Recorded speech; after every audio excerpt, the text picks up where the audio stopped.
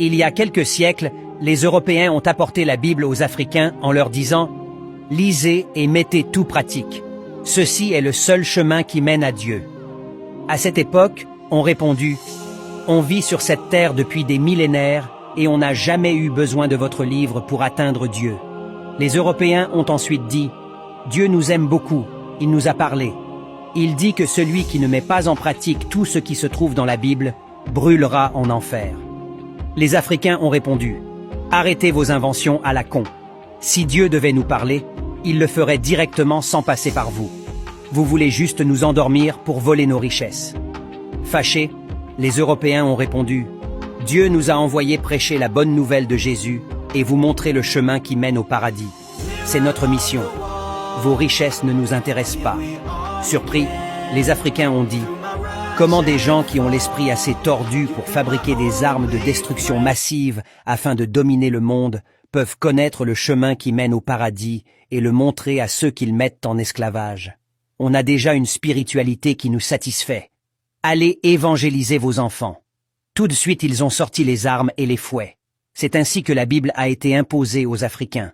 Comme les Européens n'arrivaient pas à tromper facilement les adultes africains, ils se sont tournés vers les enfants qui sont manipulables. Ils ont ouvert des écoles chrétiennes partout en Afrique. On faisait réciter à longueur de journée des longs textes bibliques aux enfants africains. 68 fois, « Je vous salue Marie ».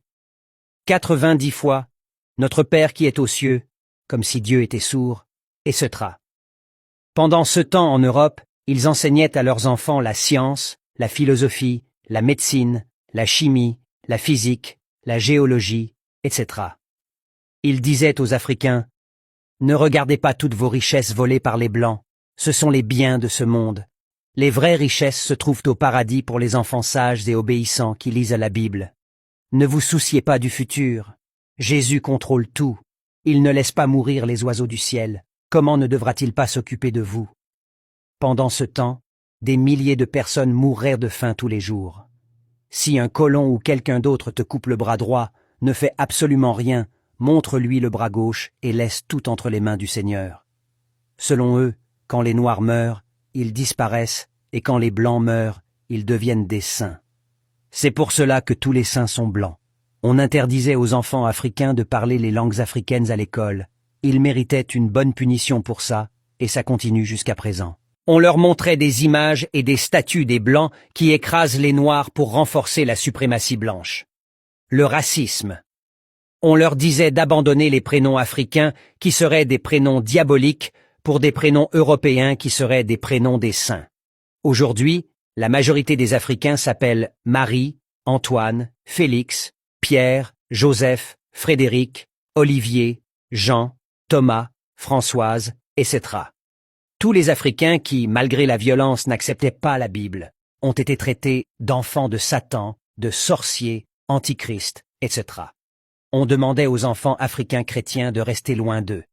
Toutes les belles œuvres d'art africaines ont été taxées de sorcellerie par cette religion. Une sorcellerie qu'ils ont volée pour remplir leur musée et qui leur rapporte des milliards d'argent jusqu'à ce jour. Ils ont peu à peu détruit l'identité africaine, la culture et la religion africaine.